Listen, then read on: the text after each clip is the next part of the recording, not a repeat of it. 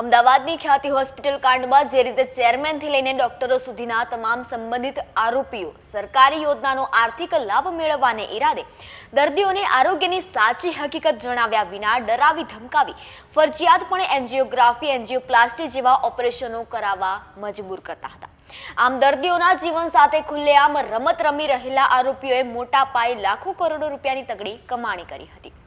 ગુજરાતમાં અનેક નિર્દોષ લોકોના જીવ લેનારા અને ગરીબ દર્દીઓના ખિસ્સા ખંખેરનારી ખ્યાતિ હોસ્પિટલનો માસ્ટર માઇન્ડ કાર્તિક પટેલ વિદેશમાં છુપાઈને હવે જામીન પર છૂટવા માટે ધમપછાડા કરી રહ્યો છે। અત્યાર સુધી જમીન, શિક્ષણ અને બાદમાં મેડિકલ કૌભાંડ કરીને અબજો રૂપિયા પડાવનાર કાર્તિક પટેલ હવે કેસમાંથી છૂટવા માટે મદદ માંગી રહ્યો છે।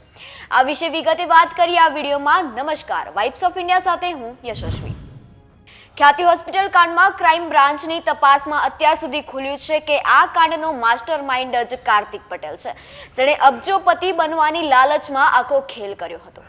શિક્ષણ અને બિલ્ડર ક્ષેત્રમાંથી ડાયવર્ટ થઈને મેડિકલ ક્ષેત્રમાં માફિયા બનવા માટે કાર્તિક પટેલ જેમ અલગ અલગ ટોળકીને ઓપરેટ કરીને ઓર્ગેનાઇઝ ક્રાઇમ ઊભું કરવામાં આવે તેવી જ સ્ટાઇલથી તેણે ડોક્ટરની ટીમ અને પીએમજીવાયના કેટલાક ભ્રષ્ટ અધિકારીઓની અને કન્સલ્ટન્ટ ડોક્ટર્સની ટીમ ઊભી કરી હતી।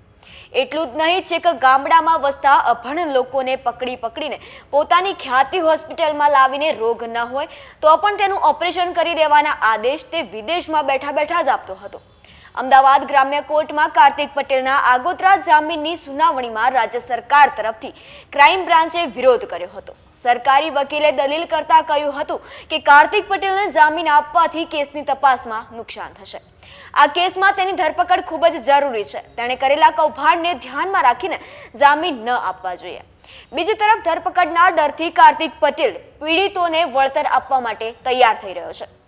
ખોટી રીતે દર્દીઓના હૃદય ચીરનારો કાર્તિક પટેલ હવે કોર્ટના આદેશ મુજબ તમામ બાબતો માનવા માટે તૈયાર છે। કોર્ટ સમક્ષ કાર્તિકના વકીલ વતી તેણે રજૂઆત પણ કરાવી હતી કે જે થયું તે દુઃખની વાત છે। તેને આ બાબતે હવે પસ્તાવો થઈ રહ્યો છે।